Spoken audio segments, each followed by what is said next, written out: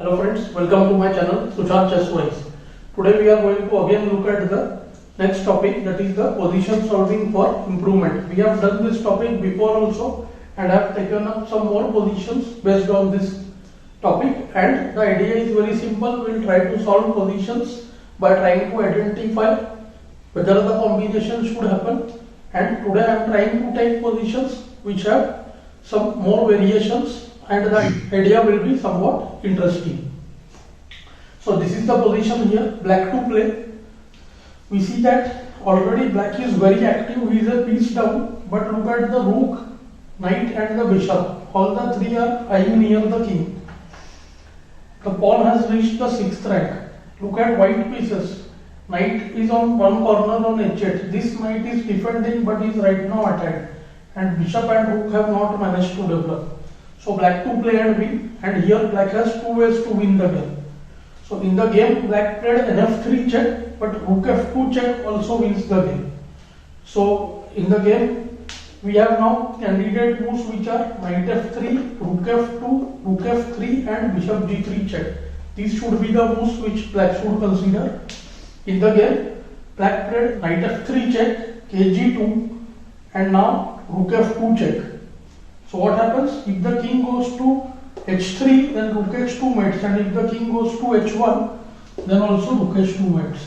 So knight f3 check, kg2, and now very important move, rook f2 check. Rook g1 would have allowed to take the knight. Now after king h1 or h3, rook h2 is checkmate. Same happens to kh3, rook h2 mate. But the interesting point is after knight f3 check, white had kh3, and now it looks like there is no way to mate because rook h1 check, then king g2 and knight and rook both are attacked. But black has a very interesting move, rook f2, and the white king is caught up in the mating net. Note that the knight, bishop and rook, they are unable to come to the king side, and whatever white plays like even g4, then also rh2 mate. See, the bishop is controlling the g3 square. Here we also had the mate knight g1 because bishop is controlling the g3 square, and black wins. Also win after the move rook f2 check. If king h3, then knight f3, transposing to the previous variation, and to king h1 also same idea, knight f3. This is a typical mating pattern by rook and knight. When the rook tries to give check from h2, g1 and h2 are guarded by the knight, and on h1 we give check using the rook. So that becomes a mate. Now it's a post mate. Even if bishop e3, then rook h2 mates. Rook f2, king g1, then again same, knight f3 check, forcing king h1, and rook h2 checkmate. Let's look at the next position here. It's a typical attacking position where both sides are trying to attack each other's king. So when we look at this position first, immediately people tend to count material and say that white is winning. Okay, white is having a mating threat, white has an extra rook, white's bishop and queen are very active. Note that a1 and h1 rooks are not active. For black, what we see, the queen, bishop and rook, all the three are eyeing on the squares near the king. So activity wise black is way superior. Materially, although he is rook down, and you can see the king's safety is little weak for both, but black has at least the move g6, after which it will take some time to attack the black king. But if you see the white king position is totally open, and this makes black think of a combination here. The solution is a bit tricky, so we will first find the candidate moves. Black has bishop c3 check, bishop a3 check. Queen checks on the diagonal are right now not possible. Queen into d3 is too slow because of rook g7, and we have got rook c2 check also. Let's go one by one. Since queen checks are not possible, rook c2 check, king c2, and then after qc5 check, the king can simply go to d1 and escape. Maybe kb1 will also do, and there is no mate in sight. Bishop c3 looks like another good option, but bishop c3 allows just bishop into c3. To which there are no checks again. So black has the only other check, that is the bishop a3 check. So king has only one place to move, we can see. And the concept of sacrifice check, which I have discussed before in my earlier lesson, works very well here. When king has no place to move or just one place to move. See, bishop a3 check. Now the solution is a bit tricky. We will try to calculate first. So after bishop a3 check, see, white has how many options? One, he can take the bishop. From all these squares, only kb1 is available. So there are only two variations. So after the move bishop a3, if king goes to b1, then queen d3 is made. Bishop and queen are covering all the squares. Nothing can interpose. No one can take the queen. Bishop a3 forced to take king a3.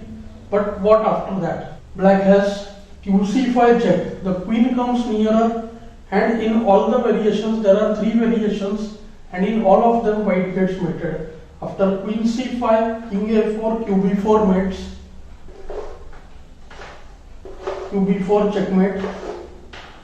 And after qc5, kb3 or kb2, to both again qb4 mates. So this pattern was used by black. The rook was blocking the king's path and queen gave check from the front, and the king has no place on a1. So the king got mated. Now let's look at the next position here. So again we see here materially pieces are equal. Let's count the pawns. See, 3 and 2 5, 3 and 2 5. Pawns are also equal.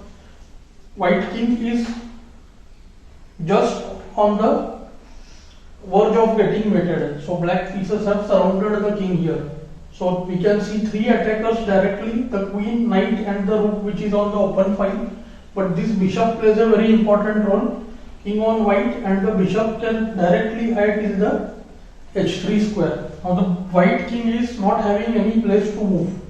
So what black felt here, some combination possibility must exist.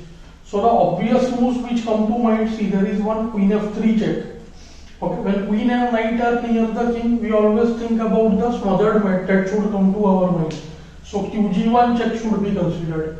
We have another slow move, bg4, very strong idea, bf3 mate.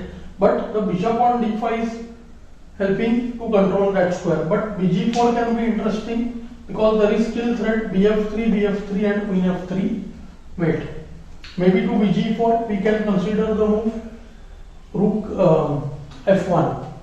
Okay, let's look at some moves here.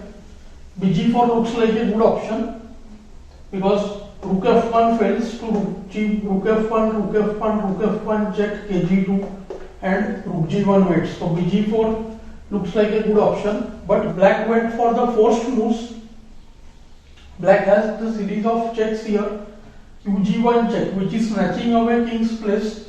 So after qg1, see, rook g1 is forced and the king's place is getting even reduced. So after queen g1, rook g1, knight f2 check, king has to go to g2 and see the unusual pattern. Queen g1, rook g1, knight f2 check, king moves to g2 and bishop h3 check mate. How nicely all the three pieces support each other. Bishop is supported by the knight, knight is supported by the rook. Of course the rook's support is not required because it's supported by a piece which is far off. But this mate is the quite unique way, and the king doesn't have the square g1 because of his own rook. So this is one of the problems. The defenders' pieces come in each other's path. So let's look at the next position here. When I have showed this position to many of my students, at first they feel that white looks winning, they just count the extra piece and then they think, oh, maybe because of the pawn on this 7th rank, maybe black could have some possibility, maybe it could be good. So let's try to understand how we should know. See, material plays a very important role in the game, no doubt. But the material has to be considered when your activity and king safety, and these two factors are equal. If king safety is very weak or activity is too much, then the significance of material will become less definitely. So here what happens, the white king is totally open, only one defender near it. Black has knight, queen and pawn near the king, and knight and queen combination is very dangerous for the open king because queen is unable to attack only like a knight. So knight and queen can cover up lot of squares. white queen and bishop are far away from the king. Okay, so black starts feeling that some combination might be possible. This position is somewhat tricky. The h2 pawn looks like a very important thing. Let's find the candidate moves. So the obvious moves which come to mind, see, queen g4 is not possible because of the knight. There is one queen f3, but it looks like the h2 pawn will be taken. There is h1 queen check, which looks very interesting. After h1, king h1, queen f3 check.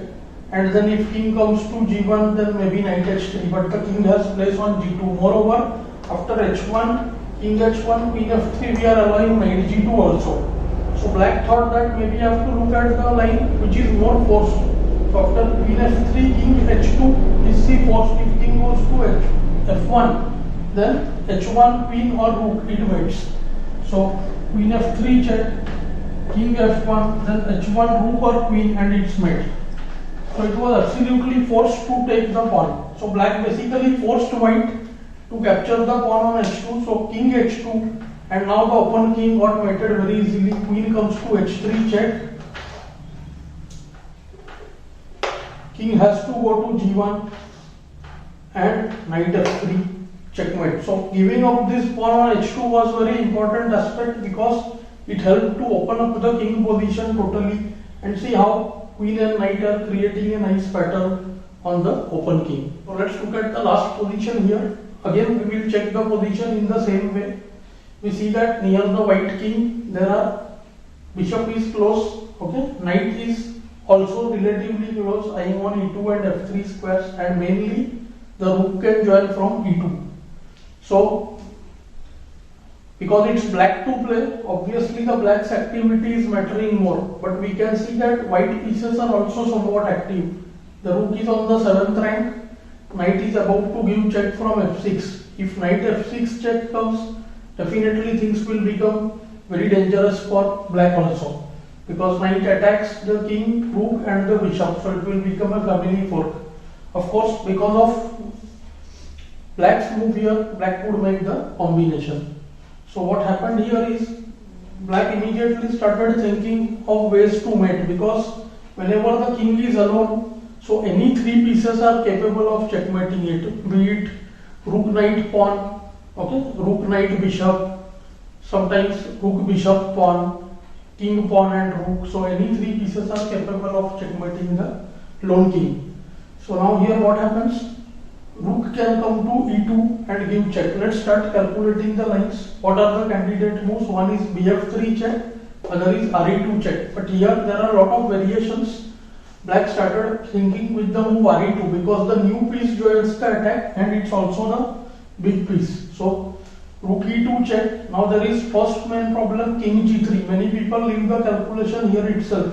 Oh, my pawn went for free, so let's not see further. But whenever we are forcing the moves, we should see further. At least, as I told you before also in many of my lessons, calculate till our move comes again. So my move, opponent's move, and once again my move. And if nothing happens there, then we will leave, and that too will come to know after the opponent's move. So we have to see till our move comes. So rook e2 check, king g3, and we see that knight f5 check. And what is happening? Knight is covering g3 and h4 squares, f3 is guarded by the bishop, g4 is also guarded by the bishop, and rank is covered by the rook. So rook e2 check, kg3, and knight f5 mate. Because black got this line in his calculation, he started looking at the other moves. Let's look at the other move, re2, the position which we did some time ago. It's very similar to that. But because of the presence of a pawn near, after the move king f1, there is a very easy mate, g2 check, king comes to g1 and knight f3. See, the rook, knight and pawn are able to create a mate on the king. After the move king g1, now we do knight f3 check, and we see another pattern. Just now we looked at in the previous position. After the move king h1, there are two ways to mate. One rook h2, which we saw before, and in this case the move g2 also. Again see, with the help of pawn, knight and rook, rook is helping in protecting the pawn, so we got a mate. And after the move king f1, we see another pattern. Knight is guarding these two places next to king, and rook comes in front of the king, which is protected by the pawn. So these three are able to checkmate the king. Let's look at one more variation. King h1 also. After king h1, this time g2 check, kh2, knight f3 allows king to go to g3. So black uses the other piece here, that is the bishop f3, and now the mate happens by bishop, pawn and the rook. See, after the only move king g1, rook e1, and it's a mate. So bishop and pawn are covering all the squares in front of the king, and it becomes a checkmate. So my idea was to take up positions and we solve it in such a way where we just don't count material. We try to use the concept of king safety and activity, and of course we are trying to look at positions where we see opponent's moves. We look at different variations. I hope you are enjoying these lessons. Do like, share and subscribe the channel. Thanks for your time.